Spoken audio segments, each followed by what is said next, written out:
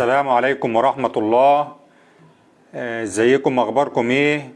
يا رب جميعا بخير. الفترة اللي احنا فيها تقريبا كل الاطفال بتكح، والكحة مبهدلة الرضع والاطفال بطريقة غريبة.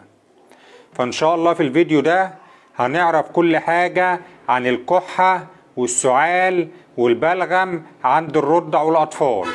هنعرف هو ايه اسباب الكحة والسعال والبلغم عند الرضع والاطفال، وهنعرف ايه هي انواع الكحة اللي ممكن تصيب الرضع والاطفال، وهنعرف ايه المضاعفات اللي ممكن تحصل لو الكحة دي استمرت فترة طويلة عند طفلك، وهنعرف امتى لو في كحة ومعها اعراض تانية لازم وفورا نروح نكشف على الطفل، وهنعرف علاج الكحة والسعال والبلغم عند الاطفال الرضع اقل من عمر سنة، وهنعرف برضو افضل علاج للكحة والسعال والبلغم عند الاطفال في عمر سنة، وفي اخر الفيديو هنقول افضل الادوية اللي ناخدها للكحة او السعال او البلغم عند الاطفال وعند الرضع. فتابعوا معايا الفيديو من اوله لاخره، ويا ريت الكل يعمل لايك وشير للفيديو، لان ده فيديو مهم جدا جدا جدا، لان الاطفال كلها بتكح بطريقة غريبة. امبارح كاشف على اكتر من 50 طفل كلهم بيكحوا، ففعلا الكحة مبهدلة الرضع والاطفال بطريقة غريبة. فنتابع الفيديو من اوله لاخره. طيب هو ايه اصلا اسباب الكحة اللي مبهدلة الرضع والاطفال في الفترة اللي احنا فيها دي؟ اسباب الكحة والسعال والبلغم عند الرضع والاطفال ممكن يكون بسبب التهاب في الجيوب الانفية، ممكن يكون بسبب حساسية في الانف، ممكن ادوار البرد او الانفلونزا يجي معاها كحة، التهاب اللوز يسبب لي كحة، التهاب القصبة الهوائية تسبب لي كحة، النزلات الشعبية تسبب لي كحة، الالتهاب الرئوي يسبب لي كحة، لو طفل عنده ارتجاع في المريء يخليه بيكح، لو الطفل عنده مشاكل في القلب يخليه بيكح، لو الطفل عنده حساسية صدر او ربو يخليه بيكح، لو الطفل لا قدر الله بلع حاجة غريبة او شرق ممكن تسبب له كحة، لو الطفل شم برفان او تراب او سجاير وعنده حساسية من الحاجات دي او الاتربة تخليه بيكح، لو الطفل اصيب بالفيروس التنفسي المخلوي يخليه بيكح. دي يعتبر اشهر اسباب الكحة والسعال والبلغم عند الرضع والاطفال. طيب هو ايه بقى انواع الكحة والسعال والبلغم عند الرضع والاطفال؟ لا اما كحة جافة، لا اما كحة رطبة، لا اما السعال الديكي اللي هي الكحة الدباحة. طيب هو ممكن الكحة تعمل لي مضاعفات؟ طبعا الكحة ممكن تسبب لي مضاعفات عند الاطفال او عند الرضع. زي ايه؟ عدم القدرة على النوم، تلاقي طفلك طول الليل عمال يكح ومش عارف ينام، دي من مضاعفات الكحة. عدم قدرة الطفل الرضيع على الرضاعة، الطفل عمال يكح فتلاقيه مش بيعرف يرضع من مامته. فقدان الشهية، الطفل اللي بيفضل يكح كتير ممكن يكون عنده فقدان في الشهية. سلس البول، ان الطفل يفضل يكح كتير وما يقدرش يتحكم في البول فبيحصل سلس بول. ممكن يحصل فتاء لو الكحة دي استمرت شهر وشهرين وكحة مستمرة وما بتستجيبش بالعلاج او حضرتك ما بتديش العلاج المناسب، ممكن تسبب لي فتاء عند الطفل ده. ممكن لو كحة عنيفة قوي وشديدة قوي ممكن تسبب لي كسر في الضلوع. الكحة لها مضاعفات، لها مضاعفات. طيب امتى يكون طفلي بيكح واقول لازم وفورا اروح اكشف عليه؟ بعض الامهات الطفل بيكون كحة خفيفة يستنى على الطفل في البيت ويقول الكحة هتهدى. في الحالات اللي انا هقول عليها ديت لو طفلك بيكح لازم وفورا تروح تكشف عليه. لو ابنك بيكح ودرجة حرارته فوق 38 لازم وفورا تكشف عليه. لو ابنك بيكح وما بيعرفش ينام طول الليل بسبب الكحة لازم تكشف عليه. لو ابنك بيكح ولون البلغم يعني لون مصفر او لون مخضر لازم تكشف عليه. لو ابنك بيكح وبيكح دم لازم تكشف عليه. لو ابنك فضل يكح لغايه ما يفضل يرجع وبيرجع بلغم لازم تروح تكشف عليه. لو ابنك بيكح ومعاه صعوبة في التنفس، ابنك مش عارف ينام كويس ومش قادر يتنفس خالص، لازم برضه في الحالة دي تاخد طفلك وتروح تكشف عليه. لو في زرقان حوالين الفم، لو ابنك خذلان، لو ابنك نايمان، لو ابنك مش قادر يروح المدرسة، لو مش قادر يمارس حياته اليومية ومعاه كحة لازم وفورا تروح تكشف عليه. ده كده الجزء الأول من الفيديو.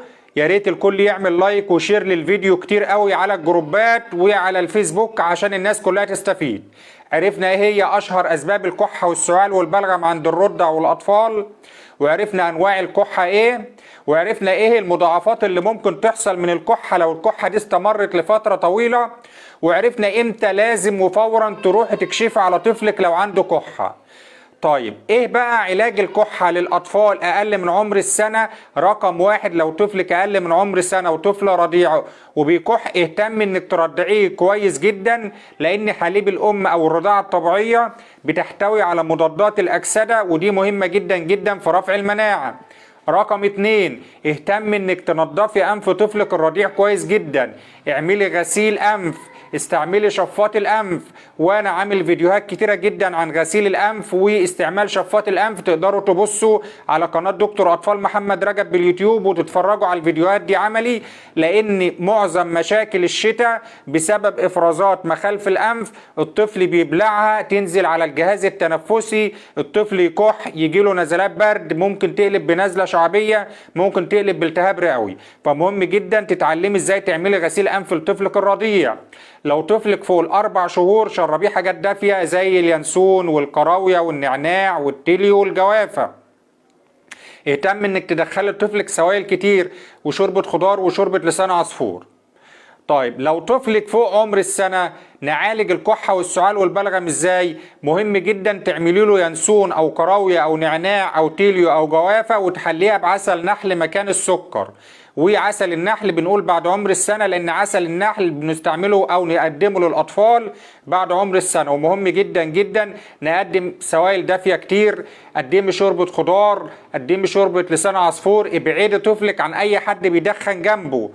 ده برضو من الاسباب اللي تخلي الطفل يكح كتير لو عنده حساسية على الصدر او لو في تدخين سلبي، يعني الطفل قاعد جنب حد بيدخن سواء في البيت او في اي اماكن بره.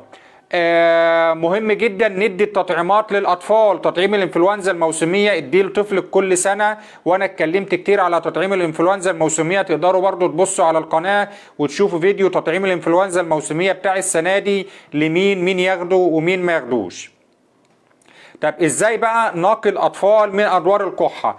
رقم واحد، لازم طفلك يشرب سوائل كتير زي ما قلنا طول الشتاء، ينسون، كراويه، نعناع، تيليو، جوافه، ويحبذا نحلها بعسل نحل مكان السكر. رقم اتنين، تجنب الاماكن المزدحمه. رقم تلاتة، عودي طفلك، قولوا له ما تقفش جنب اي حد بيكح او جنب اي حد تعبان. ورق الجوافه من الحاجات الكويسه جدا اللي نقدمها مغليه للاطفال بتقيهم من الكحه والبرد والانفلونزا. برضو نتجنب التدخين السلبي، دايما ابعدي طفلك عن اي حد بيدخن جنبه. برضو اللي دايما عودي طفلك، قولوا له لما تيجي تعطس او تكح حط منديل على فمك. طيب اخر جزء بقى وده يعتبر اهم جزء، هو ايه هي الادوية اللي ممكن نستعملها لعلاج الكحة والسعال والبلغم عند الاطفال وعند الرضع. طيب مهم جدا اللي معانا على اللايف يحاول يعمل لايك وشير للفيديو كتير عشان الناس كلها تستفيد، لان ده موضوع مهم جدا جدا. طيب انواع الكحة قلنا كحة جافة او كحة رطبة او سعال ديكي. الكحة الجافة اغلبها بيبقى بسبب ادوار برد او ادوار انفلونزا، وغالبا الادوار دي كلها ادوار فيروسية، فمش بنستعمل مضادات حيوية خالص، لا بنستعمل ادوية عشبية، نستعمل مادة الباراسيتامول، ونستعمل الادوية العشبية اللي بتحتوي على حاجات عشبية زي الايفيبرونت، زي الافروزبان، زي البيبوزبان، دول بيتكونوا من ورق اللبلاب، ممكن نستعملهم في ادوار الكحة الجافة، او زي البرونشيكام ده من الزعتر، او زي البلسم. الادوية دي ممكن نستعملها عادي بامان في ادوار الكحة الجافة. في ادوار السعال الديكي او الكحة الجافة ومعاها حساسية على الصدر، ممكن نستعمل الادوية اللي بتحتوي على بعض من الكورتيزون او ادوية الكورتيزون او مضادات الحساسية، بس دي بتكون بوصف الطبيب، يعني ما تجيبهاش من نفسك، زي الفينادون والابيدون والديكسافين. دي لو كحة جافة او كحة سعال ديكي او طفلك بيكح والكحة دي مش مخليه تنام وعنده حساسية على الصدر. برضو في ادويه بقى للكحه اللي ببلغم، بتبقى ادويه طارده للبلغم وموسعه للشعب الهوائيه زي الفينتوقاف والتوسيكان، ممكن يستعملهم. برضو لو الدكتور كاتب لحضرتك ادويه للكحه وكاتب جلسات، الجلسات كويسه جدا جدا ومفيده جدا لطفلك، فالجلسات ما فيش اي اضرار منها. لو الدكتور كاتب جلسات لطفلك خديها، الجلسات هتهدي الكحه كويس جدا. برضو من الحاجات اللي ممكن تهديلك الكحة والسعال والبلغم عند الأطفال حمام الماء الدافئ، إنك تعملي دش دافي لطفلك، ده هيساعد إن الكحة تهدى كويس جدا، ومع كل التعليمات اللي أنا قلت عليها. ده كده فيديو بتاع النهاردة، وده فيديو مهم جدا جدا كلمتكم فيه عن كل التفاصيل اللي بتخص الكحة والسعال والبلغم عند الرضع والأطفال. عرفنا ايه هي اشهر اسباب الكحة والسعال والبلغم عند الاطفال وعند الرضع، وعرفنا ايه هو انواع الكحة سواء كحة جافة او رطبة او سعال ديكي، وعرفنا ايه المضاعفات الخطيرة اللي ممكن تحصل لو الكحة استمرت لفترة طويلة عند الاطفال، قد تصل ان ممكن تسبب لي فتاء او كسر في الضلوع لو كحة عنيفة. وعرفنا برضو امتى لو طفلك عنده اعراض معينة مع الكحة دي لازم وفورا تروح تكشف عليه وما تقوليش هجيب دواء كحة من نفسي. وعرفنا ايه هي افضل ادوية الكحة وكيفية علاج الكحة عند الاطفال الرضع اقل من عمر السنة.